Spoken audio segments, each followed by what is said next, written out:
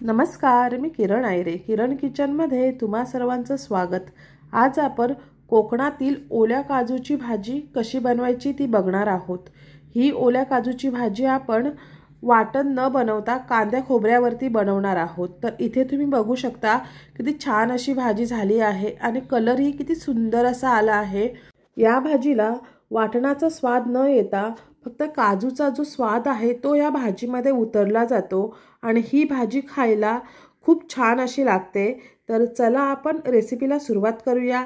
त्याआधी आपण काजू कसे सोलून घेतले ते बघूया. तर इथे मी हे काजू गरम पाण्यामध्ये घातलेले आहेत आणि हे मी 15 ते 20 मिनिट झाकून ठेवले होते आणि 15 ते 20 मिनिटानंतर हे मी काजू सोलायला घेतले आहेत.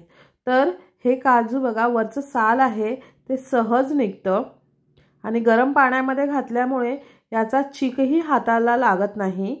तर असे मी हे सर्व काजू आहेत ते मी सोलून घेते. हे सोललेले काजू, बटाटा मी कापून घेतला आणि तो मी पाण्यामध्ये ठेवला आहे.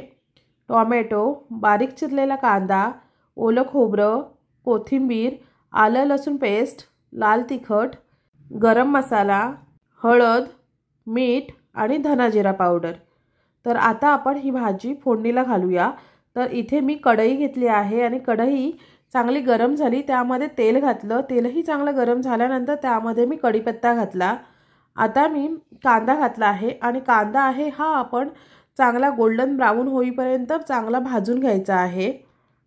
तर इथे मी हा कांदा 2 मिनिट चांगला तेलावरती भाजून घेते. आता कांदा चांगला भाजल्यानंतर मी यामध्ये टोमॅटो घालते आणि टोमॅटो आपण तेलावरती चांगला परतून घ्यायचा आहे. यामध्ये आपण वाटण घालणार नाही, म्हणून कांदा आणि टोमॅटो आहे तो चांगला तेलावरती भाजून घ्यायचा आहे आणि कांदा चिरताना बारीक चिरायचा. आणि यावरती मी झाकण ठेवते आणि मी 2 मिनिटं चांगली वाफ देऊन घेतली आहे.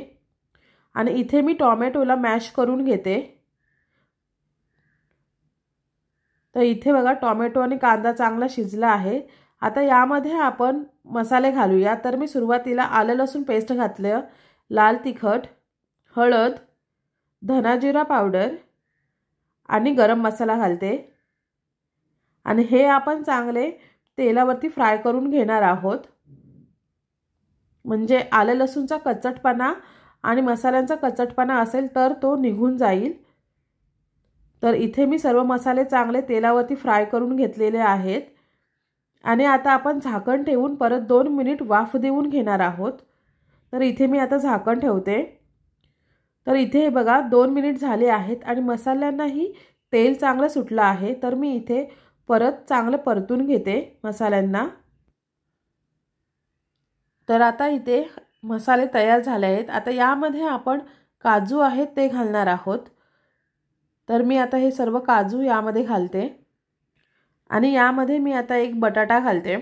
तुम्हाला बटाटा घालायचा असेल तर तुम्ही घाला, नाही घातला तरी चालेल. आणि ही भाजी आपण चांगली परतून घेऊया.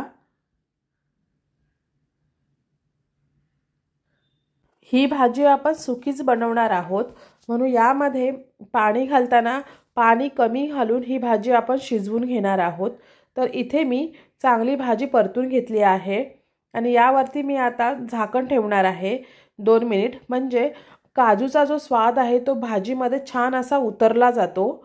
तर इथे चांगली परतून झाल्यानंतर मी आता यावरती झाकण ठेवते. तर इथे 2 मिनिट झाले आहेत. तर या भाजीमध्ये मी आता पाणी घालते. तर पाणी मी इथे गरम करून घातलेले आहे. भाजीमध्ये गरम पाणी घातले की भाजीला कलरही छान येतो आणि भाजी आहे ही पटकन शिजते. तर इथे मी आता पाणी घातले आहे आणि आता यामध्ये मी चवीनुसार मीठ घालून घेते. आणि आता इथे मी चांगले मिक्स करून घेते भाजीला आणि वरती आपण झाकण ठेवून ही भाजी शिजवून घेणार आहोत. तर मी यावरती आता झाकण ठेवते आणि मीडियम गॅसवरती ही भाजी मी चांगली शिजवून घेते. तर इथे 20 ते 25 मिनिट झाले आहेत आणि तुम्ही बघू शकता की भाजीला चांगला असा कलर आला आहे. तर आता आपण ही भाजी मिक्स करून घेऊया आणि ही भाजी शिजले काय ती बघूया. तर इथे मी काजू घेते. बघते तर ही भाजी शिजलेली नाही आहे, तर मी परत यावरती झाकण ठेवून ही भाजी मी शिजवून घेते। तर आपण ना मध्ये मध्ये चेक करत राहायचं भाजीला, नाहीतर भाजी ही खाली लागली जाईल। तर इथे 10 मिनिट झाले आहेत आणि आता आपण परत चेक करून बघूया ही भाजी शिजली आहे का ती।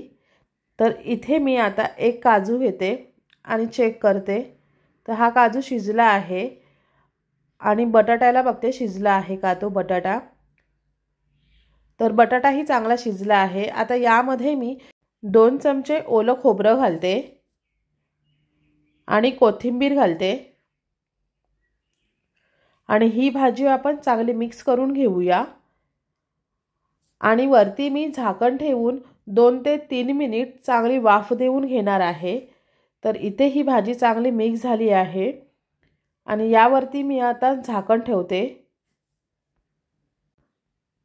तर आता आपण परत चेक करूया। तर हे बघा किती भाजी छान अशी झाली आहे, कलर ही किती सुंदर असा आला आहे आणि आता इथे ओल्या काजूची भाजी तयार आहे। तर ही भाजी आता आपण सर्व करून घेऊया।